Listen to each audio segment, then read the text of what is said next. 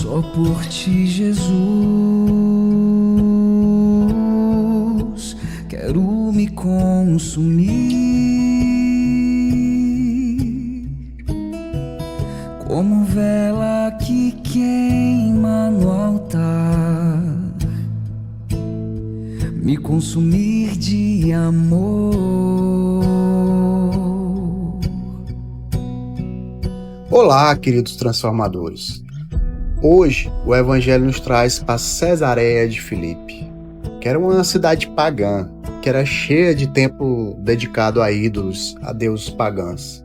E foi nesse ambiente, cheio de relativismo, de confusão mesmo religiosa, confusão cultural, bem longe da Jerusalém sagrada, que Jesus escolhe aqui fazer um questionamento, uma pesquisa de opinião. Quem dizem os homens ser o Filho do Homem? E vós, quem dizeis que eu sou? Essa pergunta que após tantos séculos ainda é sim atual. E serve muito para nós. Porque, afinal, quem é Jesus de verdade para nós?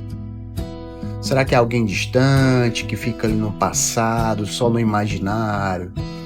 Um profeta, um milagreiro, um líder espiritual, mas que se confunde com tantos outros aí de outras ideologias e religiões? Ou, como Simão Pedro, nós temos a ousadia da fé para responder: Tu és o Messias, o Filho do Deus vivo.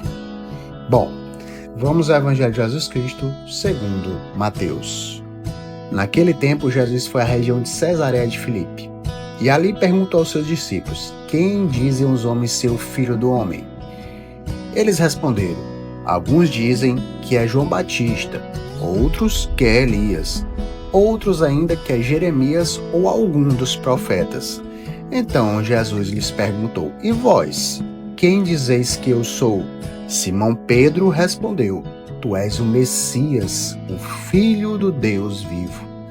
Respondendo, Jesus lhe disse: Feliz és tu, Simão, filho de Jonas, porque não foi um ser humano que te revelou isso, mas o meu Pai que está no céu. Por isso eu te digo que tu és Pedro, e sobre essa pedra construirei a minha igreja, e o poder do inferno nunca poderá vencê-la. Eu te darei as chaves do reino dos céus. Tudo o que tu ligares na terra será ligado nos céus. Tudo o que tu desligares na terra será desligado nos céus. Jesus então ordenou aos discípulos que não dissessem a ninguém que ele era o Messias. Jesus começou a mostrar aos discípulos que devia ir a Jerusalém e sofrer muito da parte dos anciãos, dos sumos sacerdotes e dos mestres da lei, e que devia ser morto e ressuscitar no terceiro dia. Então Pedro tomou Jesus à parte e começou a repreendê-lo, dizendo: Deus não permita tal coisa, Senhor, que isto nunca te aconteça. Jesus, porém, voltou-se para Pedro e disse: Vai para longe, Satanás. Tu és para mim uma pedra de tropeço, porque não pensas as coisas de Deus, mas sim as coisas dos homens. Palavra da salvação. Jesus, ele reconheceu a resposta de Pedro como uma revelação divina, porque Pedro não respondeu por uma sabedoria humana, mas por inspiração do Pai, através do Espírito Santo. E por isso Jesus o construiu como pedra. Tu és Pedro, e sobre esta pedra construirei a minha igreja. E aqui a gente entende que a igreja não é construída sobre uma ideia vaga, sobre uma moral, ou sobre, uma multidão anônima, mas sobre uma pessoa concreta, com nome, com história, com fé e até com falhas. E essa pessoa é Pedro, com sua confissão corajosa.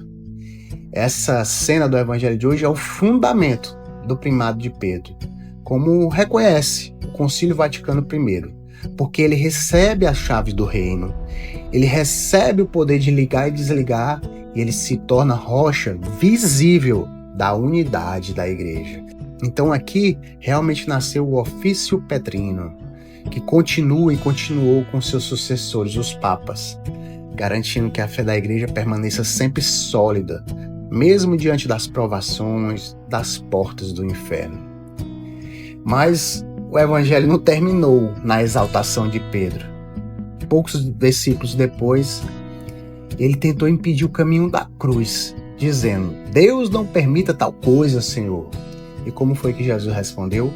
Vai para longe de mim, Satanás. Então, do céu ao tropeço, da rocha à tentação. Que queda rápida.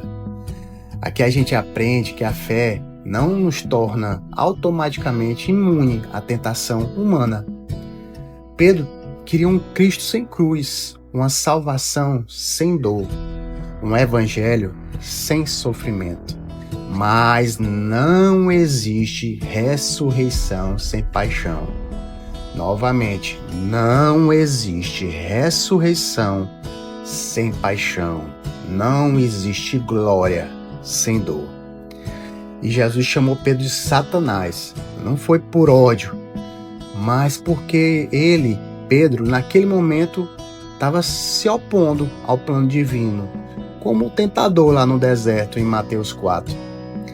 Pedro então se tornou um escândalo, uma pedra de tropeço, o mesmo termo que é usado nos Salmos, e nos mostra que até os bem-intencionados eles podem sim se tornar obstáculos se não tiver discernimento com as coisas de Deus. Então, transformadores, esse evangelho nos propõe um caminho espiritual que exige muito, mas que é libertador. Primeiro, é confessar com fé quem é Jesus, como Pedro, mesmo quando o mundo nos tenta confundir com tantas vozes, e ideologias. Segundo, é construir sobre a rocha da igreja sem relativizar a doutrina, nem se afastar da autoridade do magistério.